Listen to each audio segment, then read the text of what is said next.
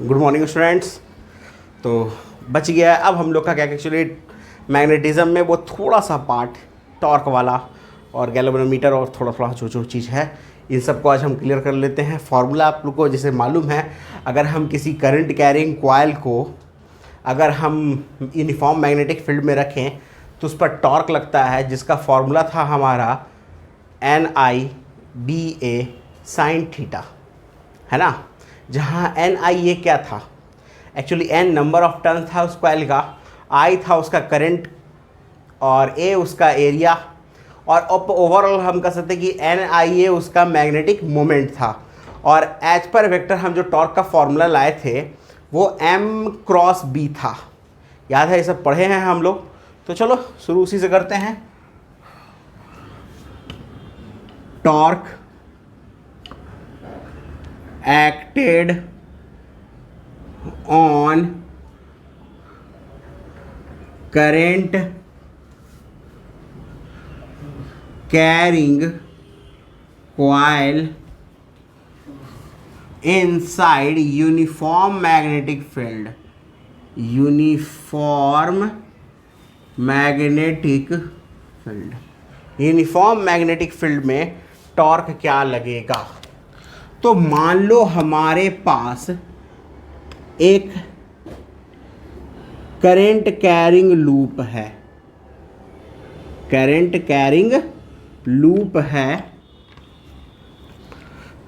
ठीक है, और इसे हमने मैग्नेटिक फील्ड के अंदर रखा हुआ है। कहाँ रखा है हमने? मैग्नेटिक फील्ड के अंदर, ठीक है।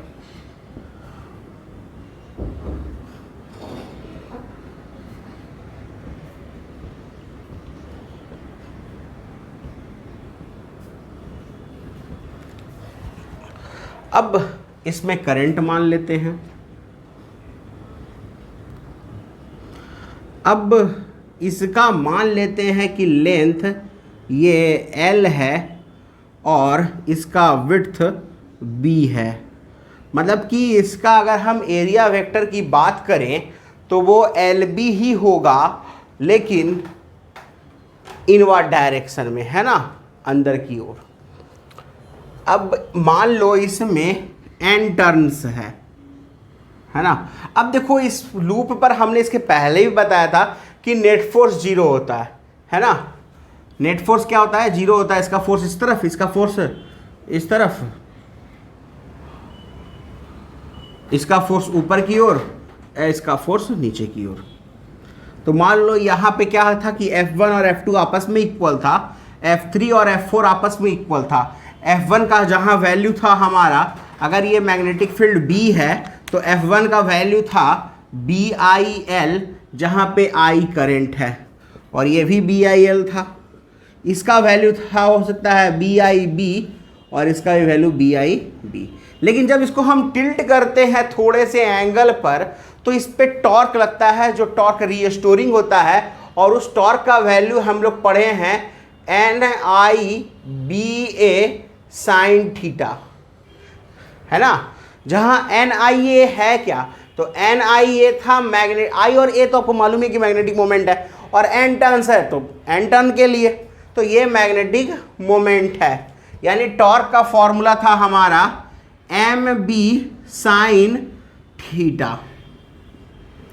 और अगर हम इसको वेक्टर फॉर्म में बात करें तो इन वेक्टर फॉर्म था हमारा टॉर्क का formula M cross B। Same वैसा ही कुछ फॉर्मूला है जैसा हम लोग इलेक्ट्रोस्टैटिक्स में पढ़े थे। वहां टॉर्क का फॉर्मूला था P cross E, PE sine theta, क्योंकि वहां पे डायपोल मोमेंट की जगह इलेक्ट्रिक डायपोल मोमेंट लेते हैं हम लोग, तो वो P हो गया। वहां मैग्नेटिक फील्ड की जगह इलेक्ट्रिक फील्ड, तो PE sine theta, P cross E। इसको लिख लीजिए।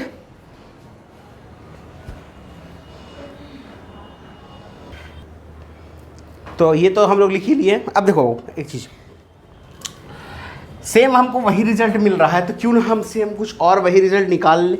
जैसे याद होगा आप लोग को कि वहाँ पोटेंशियल एनर्जी का कुछ फॉर्मूला हम लोग देखे थे, वो था P डॉट ई। तो P डॉट ई था, तो यहाँ पे क्या हो जाएगा M dot B that is M B cos theta, ठीक है। और वर्क डन, अगर हमसे वर्क डन पूछेगा मैग्नेटिक फोर्स के कारण, तो मैग्नेटिक फोर्स क्या है, एक तरह से कंजर्वेटिव फोर्स है, और कंजर्वेटिव फोर्स का वर्क डन जो होता है वो माइनस डेल्टा यू के इक्वल होता है। Delta U actually conservative force का, एक्सटर्नल फोर्स का नहीं बोल रहे हैं, कंजर्वेटिव फोर्स का।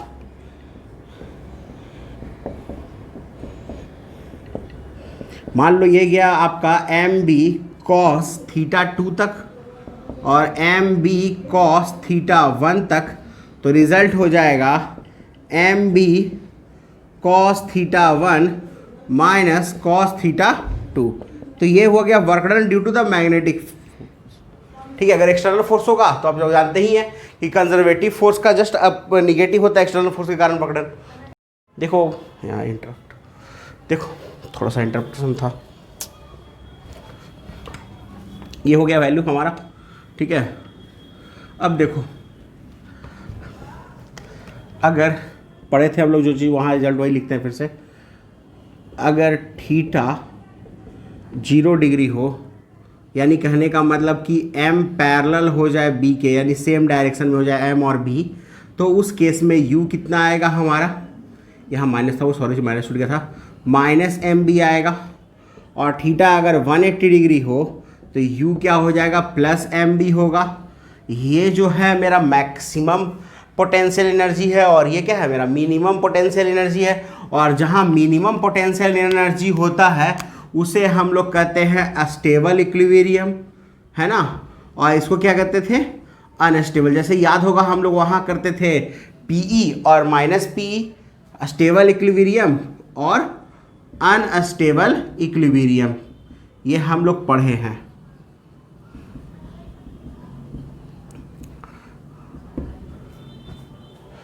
ठीक है। इसके बाद एक चीज़ और आपको याद होगा, हमने इसके पहले आपको बताया था मूविंग, याद होगा हम जब एक डिस्क पे चार्ज दिए थे और बता रहे हैं हम कैसे कैसे बताए थे, स्फीयर पर चार्ज दिए थे, रिंग पर चार्ज दिए थे, एक चार्ज को रोटेट किए थे, इन सब के कारण अलग अलग पार्टिकुलर पॉइंट पर हम फील्ड निकाले थे। डिस्क के कारण उसके एक्सिस पे, उसके सेंटर पे भी, जब चार्ज रोटेट कर रहा था तो उसके एक्सिस पे, उसके सेंटर पे, इस तरह से हमने बहुत सारा मैग्नेटिक फील्ड निकाला था। तो उसको रिलेट करते हैं हम लोग, ठीक है। थोड़ा सा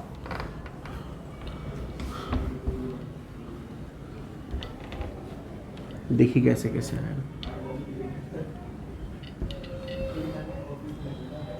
देखिए मान लो अगर कोई चार्ज रोटेट कर रहा हो, ठीक है, चार्ज रोटेट कर रहा हो और उस जिस सर्कल पर ये रोटेट कर रहा है उसका रेडियस कितना है, आपका क्यू आर है, और ये जो रोटेट कर रहा है एंगुलर वेलोसिटी ओमेगा से रोटेट कर रहा है, ठीक है।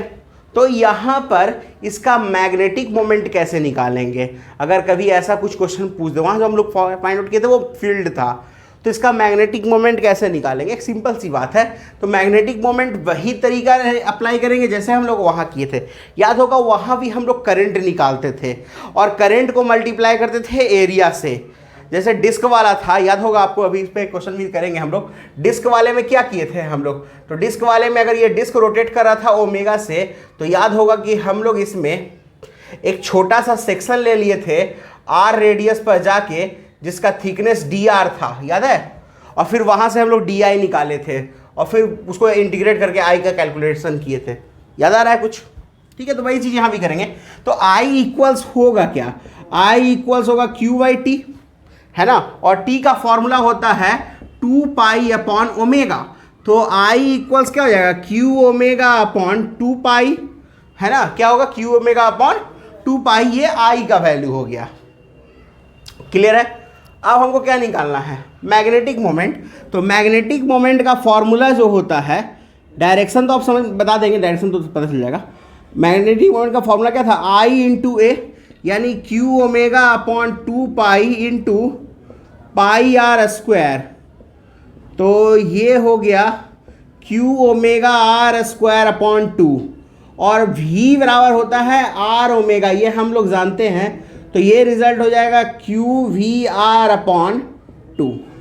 अब अगर कोई हमसे इसमें डायरेक्शन पूछेगा तो मेनली डायरेक्शन I पर डिपेंड करेगा। चूंकि ये पॉजिटिव चार्ज रोटेट कर रहा है तो इसके रोटेशन के डायरेक्शन में ही करंट का डायरेक्शन होगा। जिधर ये जा रहा होगा इसका फ्लो, उधर ही करंट जाएगा।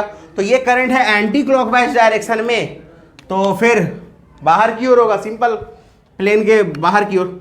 और एक चीज़ हम लोग और क्या कर सकते थे इसमें, देखो एक आपने पढ़ा है एंगुलर मोमेंटम का, जिसका फॉर्मूला होता है MVR, पढ़े है ना। तो इन दोनों का एक रिलेशन हमको मिल जाएगा,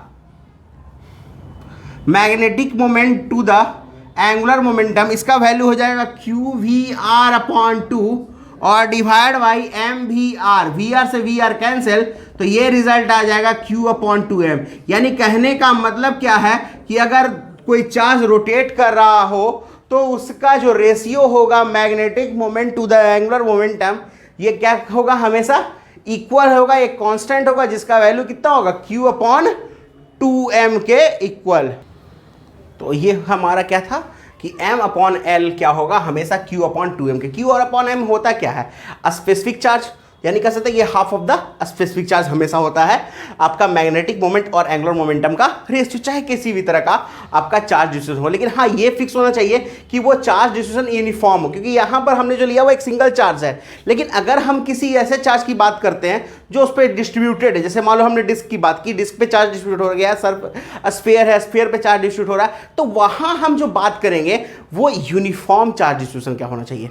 और चूंकि यहाँ पे मास भी है, हाँ यहाँ मास भी है, तो आपका डेंसिटी भी यूनिफॉर्म होना चाहिए। यानी हम कह सकते हैं कि दो चीज़ें यूनिफॉर्म होनी चाहिए, आपका जो चार्ज का डिस्ट्रीब्यूशन है वो यूनिफॉर्म हो और डेंसिटी वो यूनिफॉर्म, क्योंकि यहाँ पे दोनों बात ही हो रही है, चार्ज की बात हो रही है और मास की भी बात हो रही है ना। तो ये याद रखिएगा। अब थोड़ा सा और हम देख लेते हैं, जैसे आपका एटम जब रिवॉल्व करता है, नहीं वो ज़्यादा हो गया ना, इलेक्ट्रॉन जब रिवॉल्व करता है एटम में,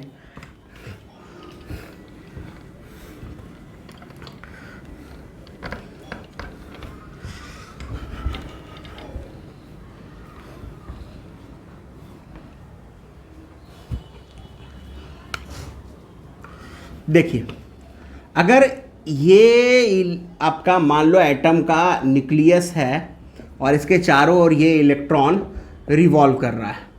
अब अगर इलेक्ट्रॉन उधर जा रहा होगा, ऑब्वियसली कि करंट इधर आएगा। ये तो समझ में आ रहा है आपको, इसमें कोई दिक्कत नहीं, क्योंकि इलेक्ट्रॉन के जस्ट अपोजिट चलता है, पिछले वाले की तरफ तो है नहीं। लेकिन हमको इसमें और भी कुछ जानना है। जैसे यहाँ भी करंट अगर हमारा आएगा तो I इक्वल्स क्या आएगा, E/T है ना, यानी E⍵/2π, और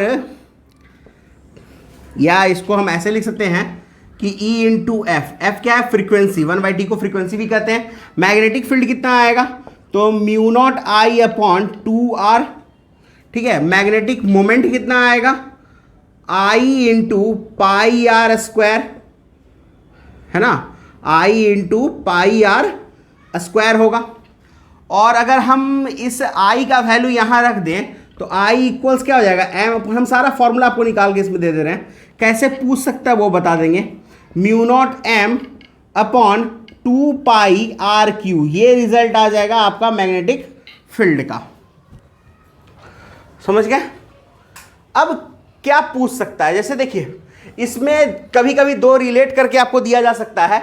जैसे कि अगर मान लो अलग अलग ऑर्बिट की बात की जाए तो हम लोग ये जानते हैं कि रेडियस जो होता है वो डायरेक्टली प्रोपोर्शनल टू n² होता है, पढ़े हैं हम लोग एटम्स में भी। और वेलोसिटी जो होता है वो इन्वर्सली प्रोपोर्शनल होता है n के। तो उस हिसाब से t क्या हो जाएगा, तो चूंकि t इक्वल्स होता है 2πr/v, इसका मतलब t डायरेक्टली हो जाएगा nq के। तो उस हिसाब से अगर हम समझें तो I इक्वल्स क्या है, E/T है, तो T NQ के डायरेक्टली है, तो I क्या हो गया, NQ के इनवर्सली। यानी हम अगर इसमें बात करें तो T डायरेक्टली हो गया NQ के और I डायरेक्टली हो गया 1/NQ का, ठीक है। और मैग्नेटिक फील्ड क्या है, वो है μ0I/2R। μ0 और 2 को तो छोड़ दो, I NQ के इनवर्सली है और R n² के डायरेक्टली है। तो देखो I का NQ डिवाइड में और n² यहाँ n पे पावर 5 आ जाएगा। यानी जो मैग्नेटिक फील्ड है वो N5 के इनवर्सली हो जाएगा। अब मैग्नेटिक मोमेंट की बात करो, मैग्नेटिक मोमेंट क्या आ जाएगा?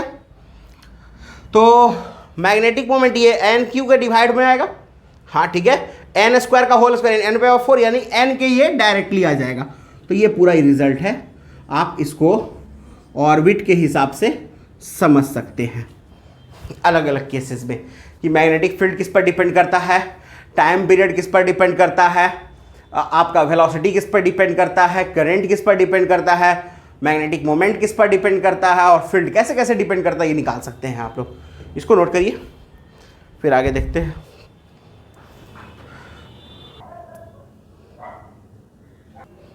चलो ये तो हो गया, अब कुछ क्वेश्चंस देख लिया जाए, ठीक है। अब जस्ट बोले थे कि हम वो डिस्क वाला जो है उस पर एक क्वेश्चन देंगे, उसको देख लेते हैं।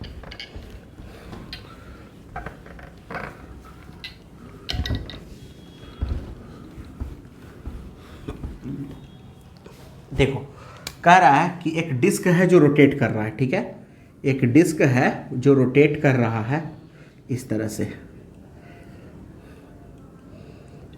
ठीक है। और क्वेश्चन में क्या गिवन है, कह रहा है कि इसका रेडियस r है। चलो यहां पर लिख देते हैं, रेडियस क्या है इसका, रेडियस r है,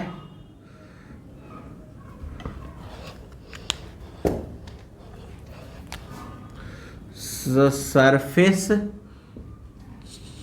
चार्ज डेंसिटी सिग्मा है, ठीक है, और मैग्नेटिक फील्ड अप्लाइड है इसके परपेंडिकुलर एक्सिस के, यानी इस तरफ। आपको बताना है टॉर्क कितना होगा, इस पर एक्टेड टॉर्क कितना होगा। सोचो, देखो कैसे बनाएंगे इसको। सबसे पहले तो इसमें एक छोटा सा एलिमेंट ले लेते हैं हम लोग।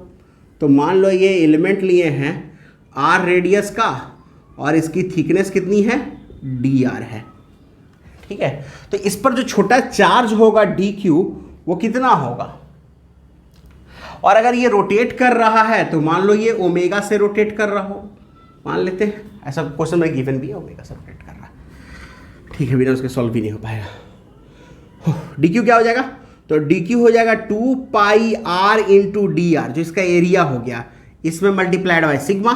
तो इसका जो छोटा करंट di बनेगा वो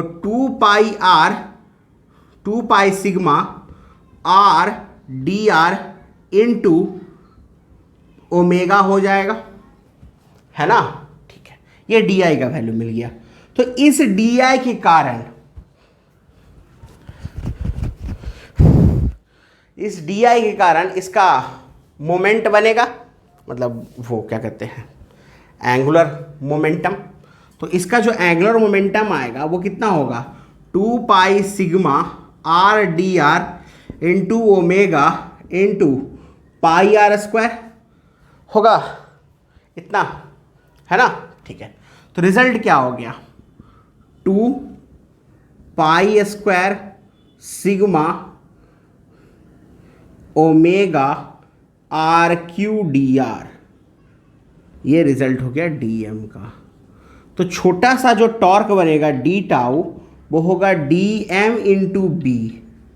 अब बी कहने का सेंस है, ऐसा तो ये भी अगर आप इसको ध्यान से समझिए आपको भी पता चल गया होगा कि क्यों कह रहे हैं हम, क्योंकि इसमें जो करंट है वो इस पार्टिकुलर डायरेक्शन में आएगा, क्योंकि अगर ये ऐसे रोटेट कर रहा है तो चार्ज पॉजिटिव हम लेके चल रहे हैं, तो मैग्नेटिक मोमेंट इसमें जो आएगा वो डाउनवर्ड आएगा, यानी इस तरफ कुछ। और अगर इस तरफ मैग्नेटिक मोमेंट आएगा तो मैग्नेटिक मोमेंट और फील्ड के बीच का एंगल 90 डिग्री, तो D M into B, sine theta नहीं भी लिखेंगे तो काम चल जाएगा। यानी रिजल्ट क्या हो जाएगा, 2 pi square sigma omega R Q D R, ये डी टाउ आ गया। तो टाउ का वैल्यू हमको निकालना होगा, तो इसको इंटीग्रेट करेंगे हम लोग 0 से लेकर r तक। कहाँ तक, 0 से लेकर r तक। तो टाउ का वैल्यू आ जाएगा कितना, तो टाउ का वैल्यू हो जाएगा 2 pi square sigma omega r पे पावर 4/4। तो टाउ का वैल्यू हो गया pi square sigma omega R पे पावर 4/2, ये टॉर्क का वैल्यू हो गया। नोट करिए इसको।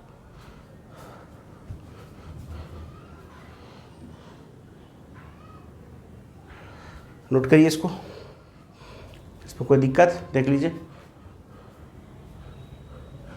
बस कुछ करना नहीं था हमको, मेनली डी निकालना था, और डी निकाल के डीएम निकाल के डी टाउ निकाल के टाउ कर लेना था, है ना।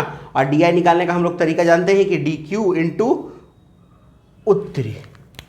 अरे यार ये कैसे हो गया, ω/2π। बहुत सॉरी ये ठीक वहाँ नहीं कटेंगे तो ये पाई स्क्वायर, ये तो दिक्कत हो गया। पाई रहेगा, यहाँ भी पाई ही रहेगा। ओह ठीक है। अब वैसे आप लोग क्लास में करते तो बता ही देते कि 2π छूट गया। चलिए ये तो कोई दिक्कत नहीं है, ये हम लोग का सॉल्व हो गया, टाउ का वैल्यू मिल गया। ठीक है, हम लोग चलते हैं अब नेक्स्ट क्वेश्चन की तरफ। ठीक है, नेक्स्ट क्वेश्चन ला रहे हैं। चलिए अगले क्वेश्चन पे चलते हैं हम लोग।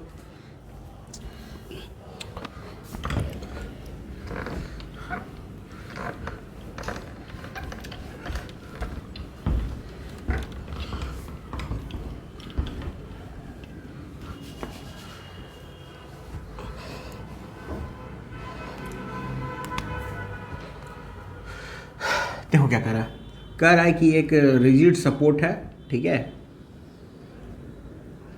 इससे 2 स्ट्रिंग बंधा हुआ है, और इस स्ट्रिंग में भी एक मतलब यहाँ पे एक रिंग डाला हुआ है जिसका रेडियस r है, ठीक है।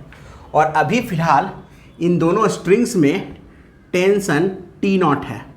अभी फिलहाल दोनों में इनिशियली टेंशन कितना है, T0, इनिशियल टेंशन T0 है, ये याद रखिएगा। ठीक है, अब कह रहा है कि ये बताओ कि ये कितने ओमेगा से रोटेट करे मैक्सिमम अगर इस पे चार्ज Q है, तो चार्ज Q है, रेडियस R है, इसको मैक्सिमम कितने ओमेगा से रोटेट करवाएं, जबकि इसका जो मैक्सिमम क्षमता है, मैक्सिमम टेंशन ये जो ले सकता है वो ले सकता है 3T0/2। रेस्ट में अभी जो इसके पास टेंशन है वो T0 है, ठीक है। ये जो मैक्सिमम टेंशन ले सकता है वो 3T0/2 ले सकता है। तो आपको बताना है कितने ओमेगा से हम इसको रोटेट करवाएं। सोचिए, ट्राई हुआ, देखो कैसे बनेगा ये।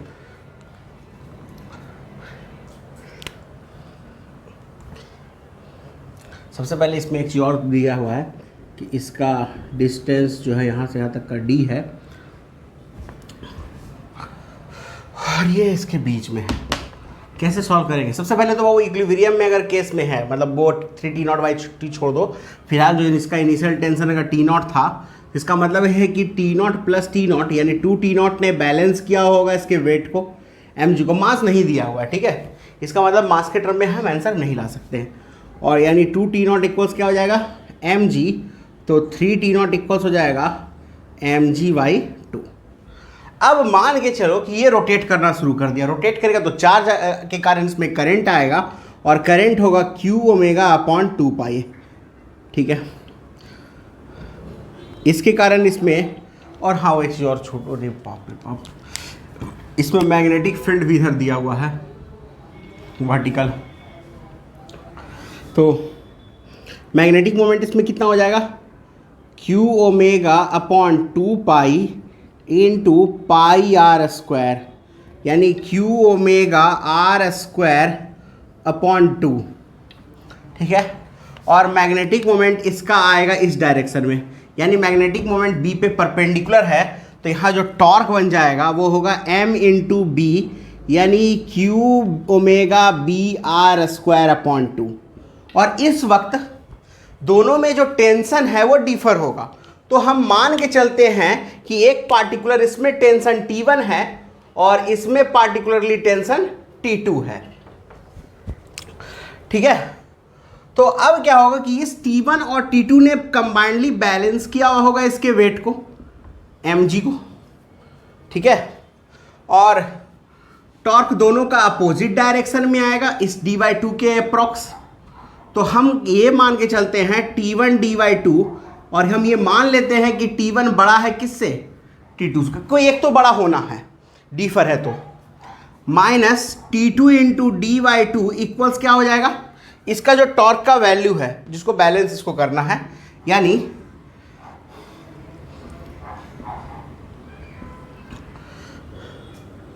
तो ये हो जाएगा T1 minus T2 into d/2 equals हो जाएगा Q ओमेगा BR² 2 से 2 कैंसिल, तो T1 माइनस T2 हो जाएगा Q ओमेगा BR² D होगा।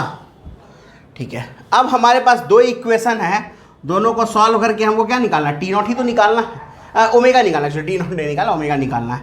ठीक है, तो T2 इस दोनों को ऐड करो तो T2 कैंसिल, तो रिजल्ट क्या हो जाएगा 2T1 equals mg plus Q omega BR² D होगा। तो रिजल्ट क्या आ जाएगा, और यहां से देखिए तो T1 इक्वल्स क्या आ जाएगा, T1 आ जाएगा आपका mg/2 plus Q omega BR² 2D।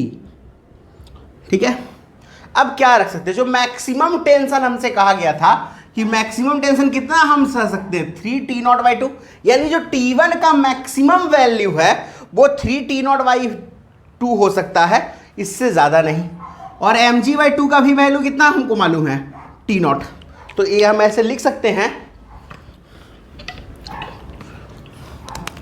The maximum value of T0 is T1 is 3T0/2। तो रिजल्ट क्या हो जाएगा 3T0/2 equals T0 plus Q omega BR² 2D। सबको मिटा दे रहे हैं, ये आप नोट कर ही लिए हैं। तो रिजल्ट क्या आ जाएगा, इसको यहाँ ले आइए तो आ जाएगा T0/2 equals Q omega BR² 2D। 2 से 2 कैंसिल, तो ओमेगा का जो मैक्सिमम वैल्यू आएगा वो होगा T0D/QBR²।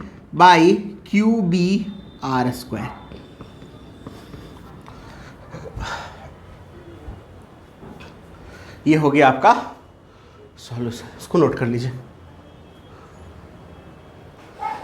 हो गया ये सॉल्व। अब देखिए अगले क्वेश्चन में चल रहे हैं हम लोग।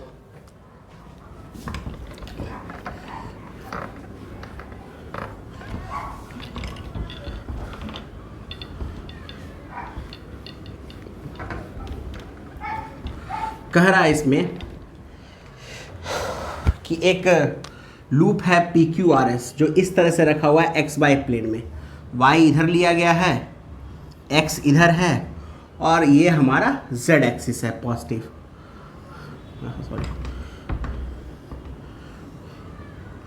ये लूप इस तरह से है। ठीक है,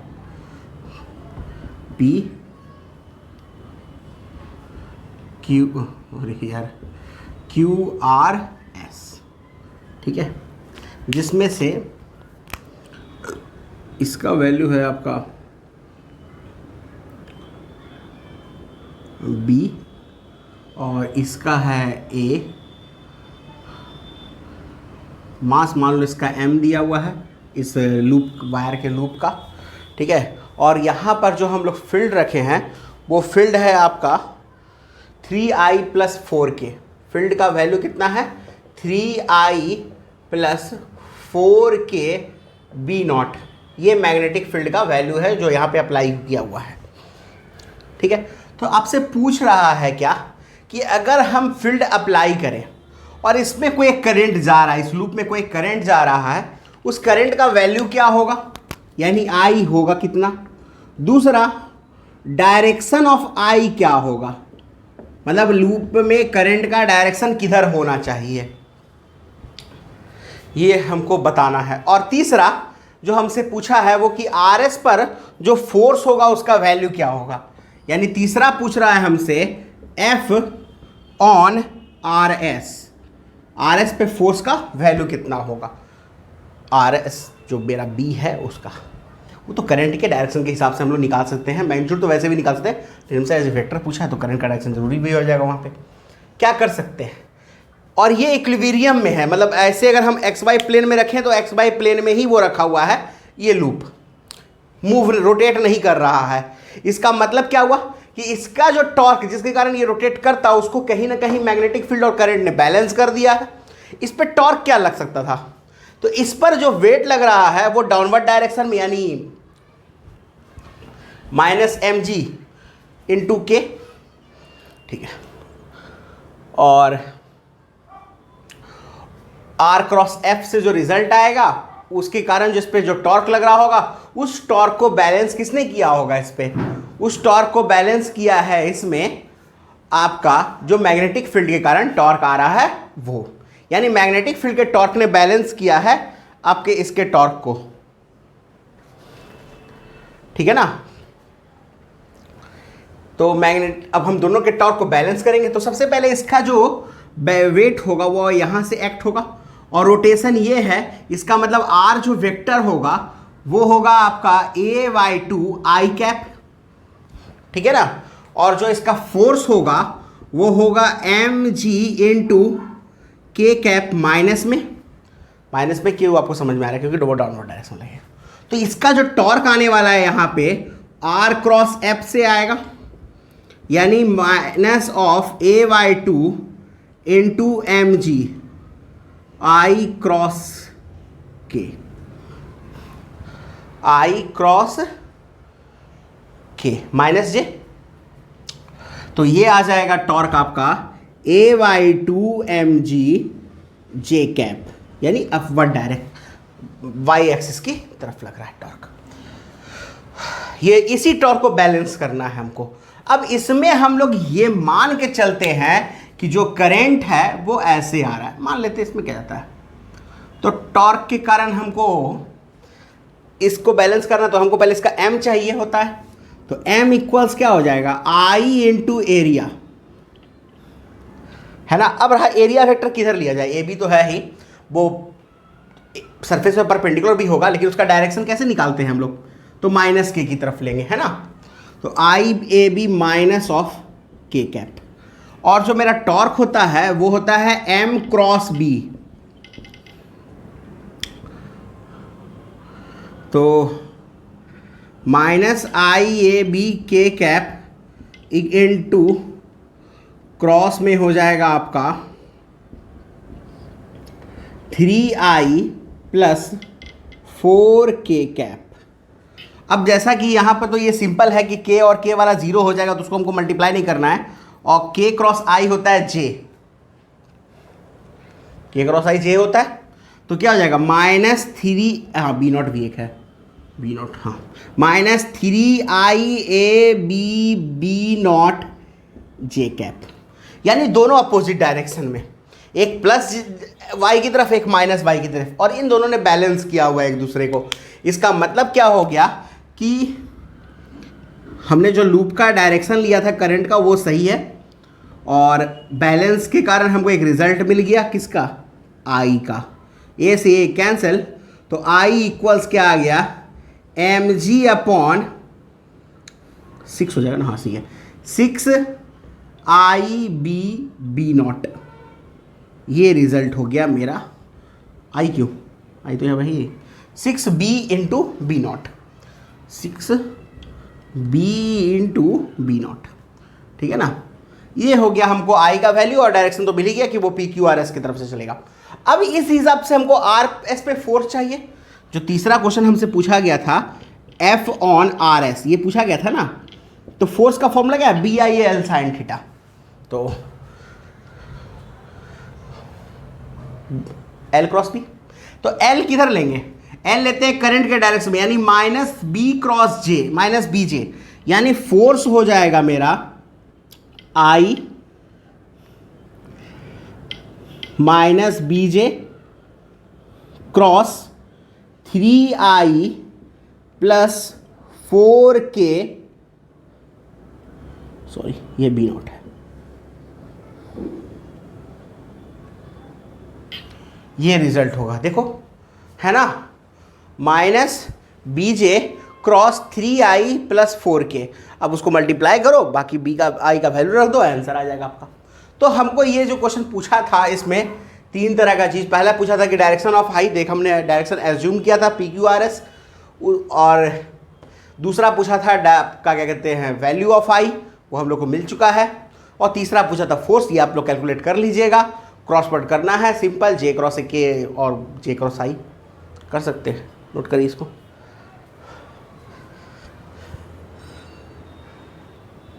चलो ये तो हो गया, अब बाकी चलते हैं हम लोग।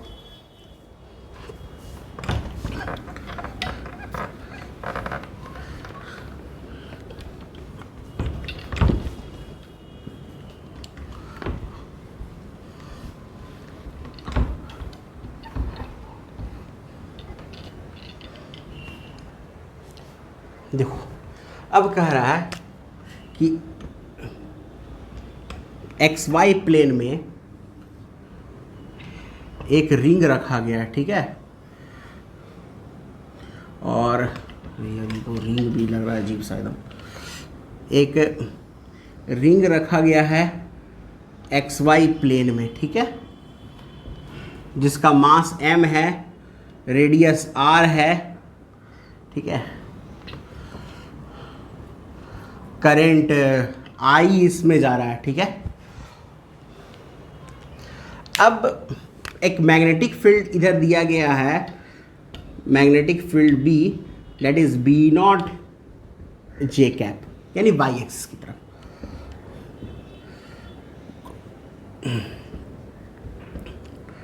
तो कह रहा है कि जब हम इसको रोटेट किए x एक्सिस के अबाउट रोटेट किए, तो जब 90 डिग्री से ये रोटेट कर गया, कितने डिग्री से, 90 डिग्री से रोटेट कर गया, तो बताइए इसका ओमेगा कितना होगा, एंगुलर मोमेंट मतलब velocity when it rotated by the angle of theta 90 degree.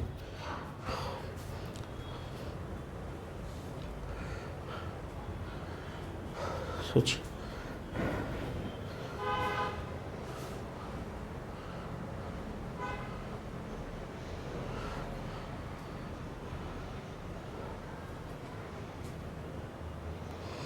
तो कैसे सॉल्व करेंगे इसको, देखते हैं। सबसे पहली बात, इसमें कुछ कुछ समझना होगा, इसका भी एरिया वेक्टर यानी मैग्नेटिक मोमेंट बाहर की तरफ, इसका छोटा m कर लो, नहीं तो मैग्नेटिक मोमेंट में कंफ्यूजन हो जाएगा, वो बाहर की ओर होगा, इस तरफ है ना, मैग्नेटिक मोमेंट तो बाहर की तरफ होगा, z एक्सिस की तरफ। तो अभी फिलहाल मैग्नेटिक मोमेंट और फील्ड के बीच में 90 डिग्री एंगल है, क्लियर है, और रोटेट करते करते वो उसके पैरेलल हो जा रहा है 90 डिग्री से। अगर ये रोटेट करता है, अगर ये ऐसे है प्लेन और ये ऐसे रोटेट कर जाएगा, इसका मतलब क्या है कि जो इसका मैग्नेटिक मोमेंट है वो मैग्नेटिक फील्ड के पैरेलल हो जाएगा, परपेंडिकुलर से, और इसके कारण ये कुछ वेलोसिटी अटेन करेगा। तो बस सिंपल है, कंजर्वेशन ऑफ एनर्जी लगा लेते हैं, के ई initial plus P initial equals के ई फाइनल, के इनिशियल 0, ये भी 0, फाइनल क्या हो जाएगा, हाफ आई ओमेगा स्क्वायर होता है ना, और ये कितना, अगर देखा जाए तो फाइनली आपका पैरेलल हो गया, यानी एंगल 0 डिग्री, तो ये सिंपल हो जाएगा minus M B naught, m का वैल्यू निकालना पड़ेगा, तो i है ही, तो m का मैग्नीट्यूड कितना हो जाएगा, i into pi R square. तो रिजल्ट क्या हो गया, M B not equals half I यहाँ पे क्या है, मोमेंट ऑफ इनर्सिया है, इनर्सिया का फॉर्मूला क्या होता है, एम आर स्क्वायर बाई 2 है ना, M R square by 2 omega square. इसका वैल्यू लिख देते हैं, I into pi R square equals M R square upon 4, अब बी नॉट तो छूट ही गया, B not equals omega square. तो आर स्क्वायर से आर स्क्वायर कैंसिल, ओमेगा का वैल्यू आ जाएगा pi B not I, 4 pi B not I upon M under root में, ये रिजल्ट आ गया ओमेगा का। तो ऐसे बहुत सारे क्वेश्चन हैं, आप लोग ट्राई करिए, ठीक है ना। बाकी फिर हम लोग अगले क्लास में एक दो क्वेश्चन के साथ एंड करके अगले टॉपिक की ओर, नए टॉपिक की ओर चल जाएंगे, ठीक है। तब तक पढ़ते रहिए। Stay home, stay safe.